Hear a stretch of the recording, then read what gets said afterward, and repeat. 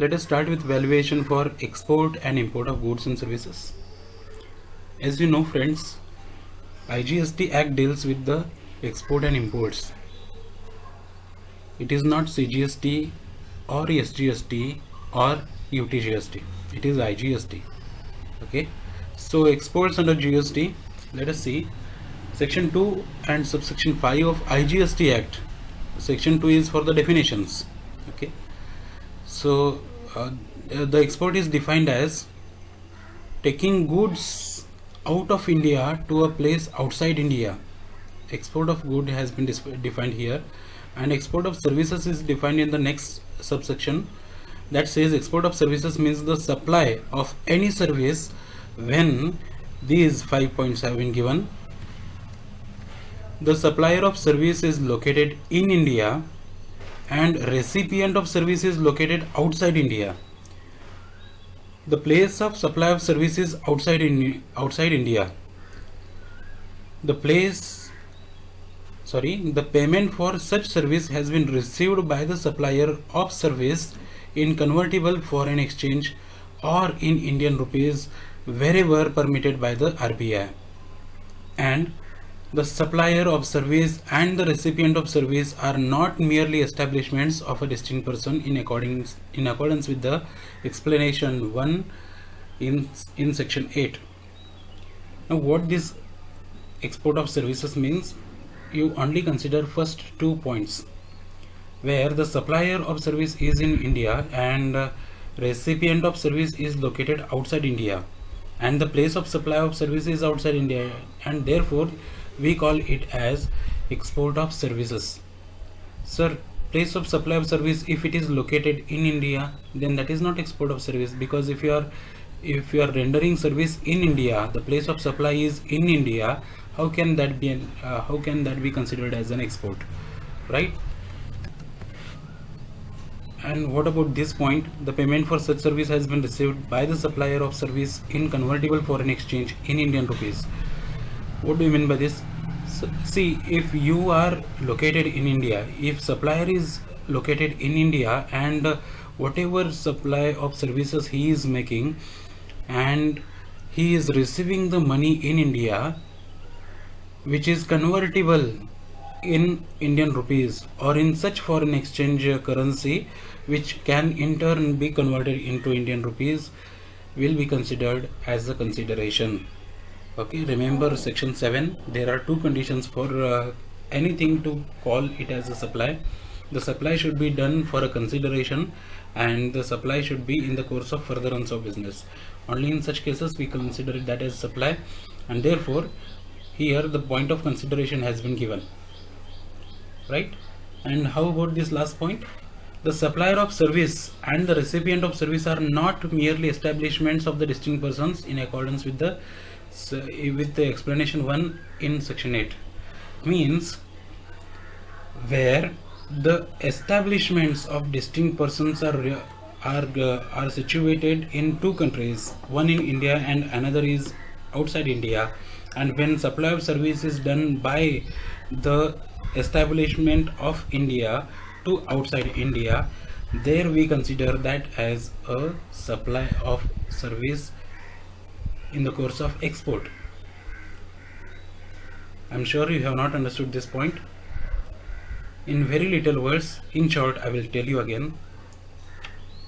Export of service means you are supplying service out of India. That's it. The export of goods or services is considered as a zero rated supply. Okay, this point is really very important. GST will not be levied on export of any kind of goods or services. Thus, valuation for export of goods and services has not been given separately. So valuation for exports is not given separately, it is definitely given only in the section 15 of CGST Act. As per only that we are evaluating everything. Okay, and we are also following rule 34, that is for the currency exchange, right? So what is the treatment of export under GST? For all kind of valuation, section 15 of CGST Act is given. Okay, rule 34 also we are following. According to section 16 of 1 of IGST Act, zero rated supply is an exempted supply, but the ITC would be available on such supply. So zero rated supply is defined under the IGST Act and not in the CGST Act. Okay, so effectively this means there is a negative GST.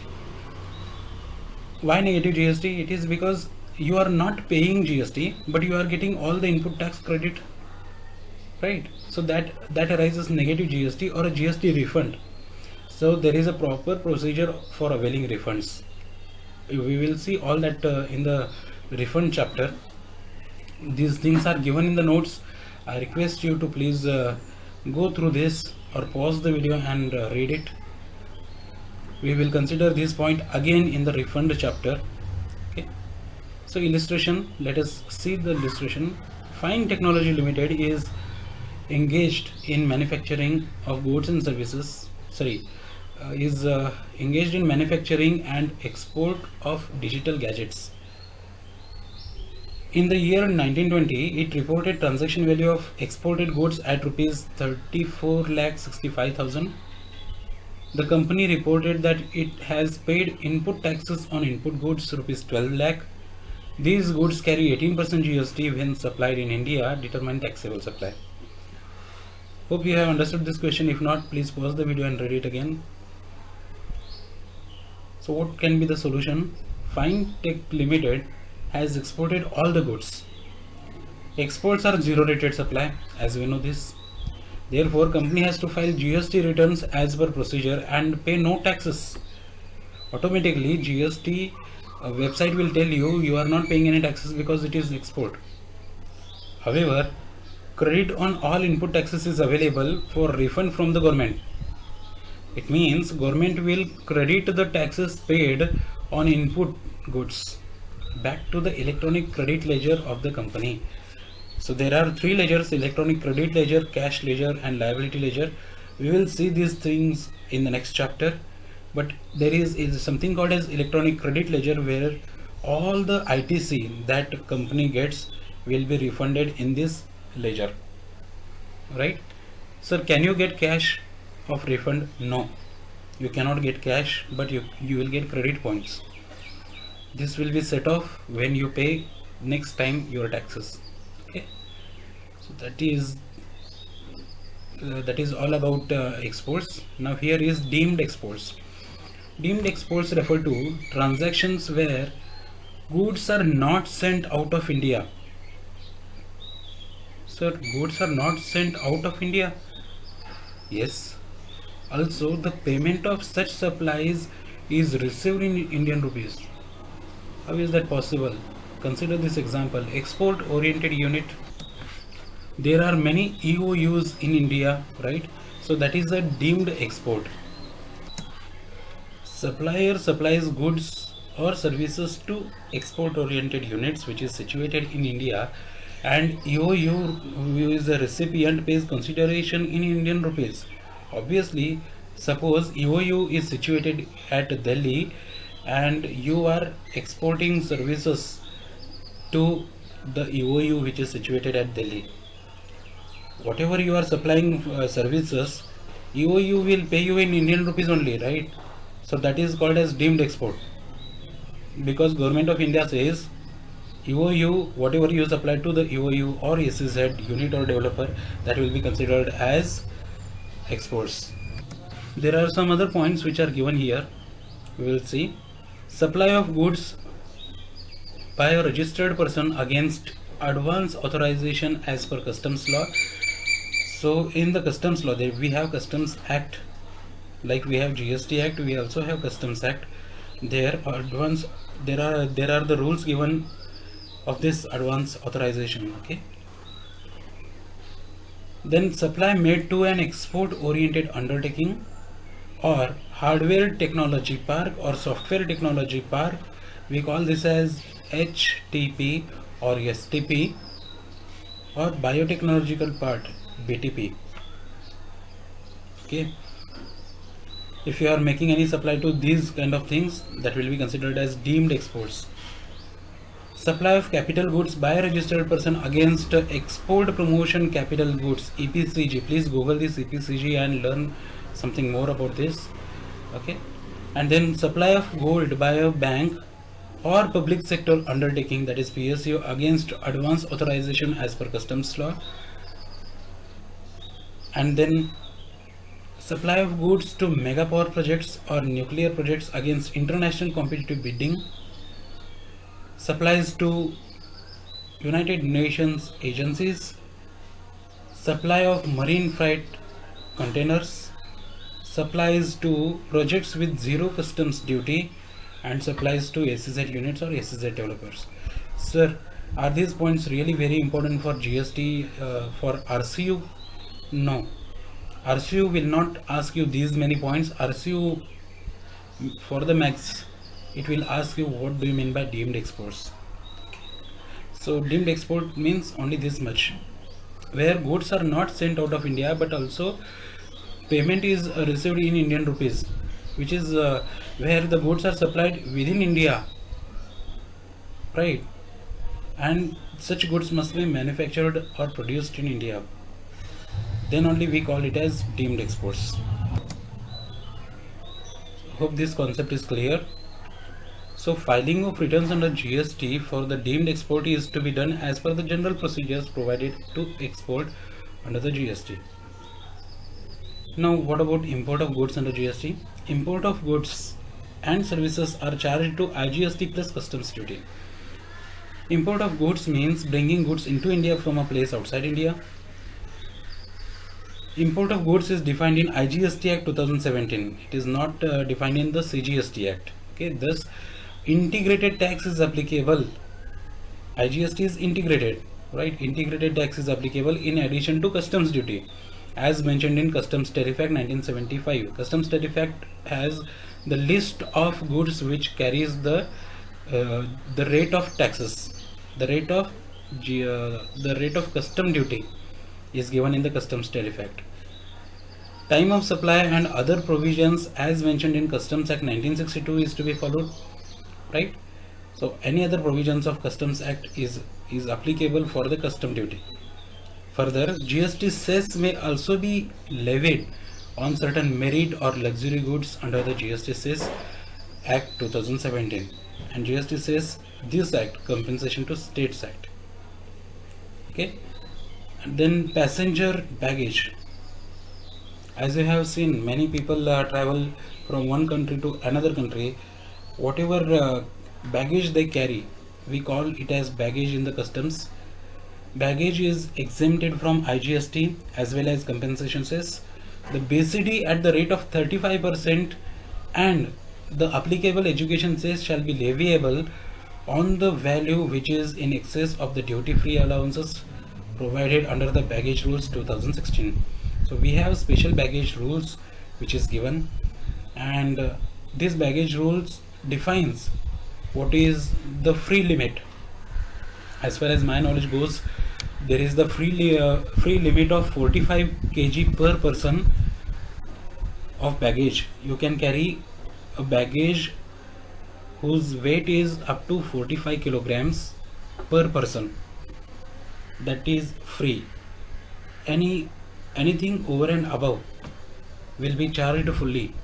Like if you are carrying baggage of 50 kg, 50 kilograms, then all 50 kilograms will be charged.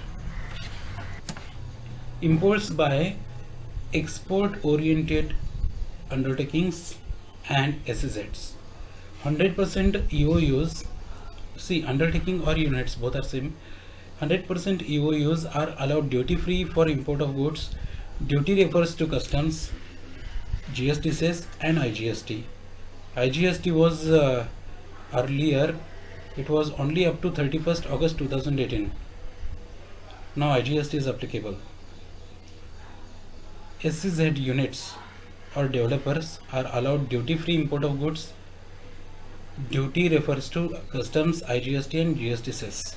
It means if SEZs are importing anything, then neither this customs is applicable, nor IGST is applicable, nor GST cess is applicable. Valuation for import of goods. How do you evaluate this? See, assessable value as per Customs Act we are going to take. The way we calculate transaction value in GST, we calculate assessable value in Customs Act. As per Customs Act, we are calculating this value. We are adding basic customs duty, and then we are adding any other duty as per customs law. Any other duty means we earlier had countervailing duty, special additional duty, and anti-dumping duty is still availing, right? So any other duty as per customs law is applicable.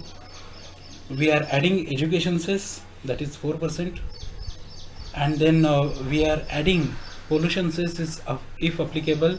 If any other cesses are applicable, like Krishi Kalyan cess, Swachh Bharat cess, if they are applicable, then we are adding that also. It will be given in the question, please do not worry. If it is not given, education cess, consider education cess and leave other things blank. Okay. So we are adding all these duties. This will be the duty plus assessable value will give you transaction value for IGST. And IGST rate as per whatever is applicable, we are going to consider that. Add this, you will get value for GST cess, and GST cess as it is applicable, we are considering this, adding it to the value for GST cess, and then we are going to get the total duty payable. This will be the total duty payable. Hope you have understood this point. If not, please do not worry. We have this illustration over here. Amar Corporation imports certain articles in Delhi during the month of May 2021. The total value as calculated as per Customs Act is 2,50,000 rupees, which is already given, which is already calculated as per Customs Act. We are purposely not considering it because this is GST subject. Okay.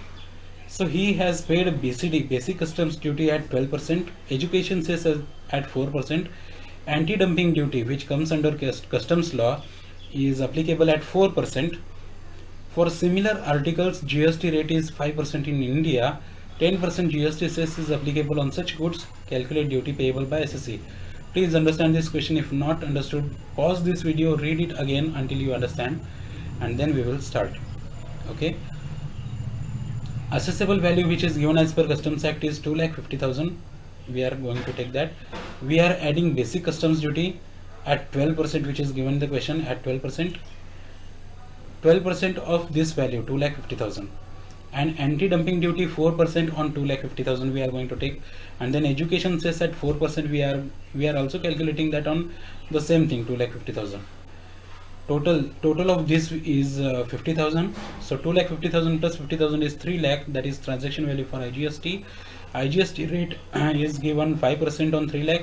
So 5% on 3 lakh is 15,000.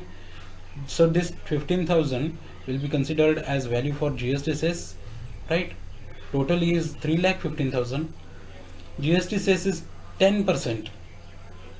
10% of this. So 31,500 will be the GST cess, and the total duty payable is 3,46,500, right? So this is value after IGST added and GST cess. Hope this is understood. Now this is a very small part, import of services under GST. All this was about import of goods. Wherever customs is applicable, we are speaking about import of goods only. Okay. Now import of services. Import of services means to supply of any service where the supplier is located outside India and the recipient is located in India. Your recipient is located in India and the place of supply of service is in India. Then only we are calling it as supply of service. Now we will understand this point. This is very important. Section 7, subsection 1, clause B of CGST Act says, where it is mentioned that services are imported with consideration, it will be deemed as a supply regardless whether it is utilized in the furtherance of business. Please refer section 7. There you will find this clause where we are considering import of service as a supply of service, even if it is made without consideration or without furtherance of business. Hence, it is understood that where the services are received without consideration, it is out of scope of supply. However, Schedule 1 states that such services, when imported by related person, it is considered as supply even if it is made without consideration. Right? So this is given by National Academy of Customs, Indirect Taxes and Narcotics. The same point I have considered it here. Alright. So that's all about the import of services and import of goods, export of goods and services we have completed. Right. So this is a method of valuation as it is given in the syllabus of RCU. There are three methods of valuation, that is computed value method, comparison value method, residual value method. Computed value method means transaction value and general valuation rule 27 is applicable. Comparison value method is where we are comparing with the like, kind and quality, and therefore rule 28 to 35 are applicable, special valuation rules. And residual value method means rule 31, where best judgment method is considered. There are some others who also say that rule 30 is also applicable here, you can consider, no issues. So these are the three methods of valuation which was given in the Model GST Act 2016, which was the draft act. Okay, in the CGST Act these three things have not been given, right? So if you are a CS student or any other professional courses, even GST practitioner course, this method of valuation is irrelevant to you. But if you are the RCU student, Rani Chennamma University, Belagavi, then this question may be asked for 5 marks, because there are these 3 points, and you may be asked to give the examples like this for 5 marks, right? So that's the end of your unit number 2. 100% we have completed. Hereafter we will be solving some numerical problems, right? Other things will be given in the notes. Thank you for watching this video. Please comment below if you have any doubts and clarifications. Thank you.